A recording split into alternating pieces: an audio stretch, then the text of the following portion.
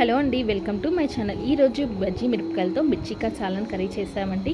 ఇది బగారా రైస్కి కానీ, వైట్ రైస్కి కానీ, జీరా రైస్కి కానీ చాలా బెస్ట్ కాంబినేషన్ అని చెప్పాలి. ఇప్పుడు ఈ కర్రీ చేసుకోవడం కోసం అని ముందుగా పల్లీలు, నువ్వులు, ఎండు కొబ్బరి, కొద్దిగా మెంతులు బాగా వేయించుకొని పౌడర్ చేసి పేస్ట్ లెక్క చేసి పక్కన పెట్టుకోండి.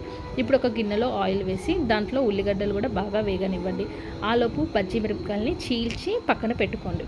ఇప్పుడు దీంట్లో అల్లం, పసుపు కూడా వేసి బాగా వేయించుకున్నాక మనం చీల్చి పక్కన పెట్టుకున్న బజ్జీ మిరపకాయలు ఉన్నాయి కదా, అది కొద్దిగా సాల్ట్ వేసేసి మూత పెట్టి కొద్దిగా బాగా మగ్గనివ్వండి. ఆ తర్వాత అవి బాగా మగ్గాక దాంతో చింతపులుసు అనేది వేసి అలాగే టేస్ట్కి తగినంత ఉప్పు, కారం కూడా వేసి బాగా ఉడకనివ్వండి. ఆ పులుపు అనేది అంతా బజ్జీ మిరపకాయలకి పట్టేలా ఉంచండి.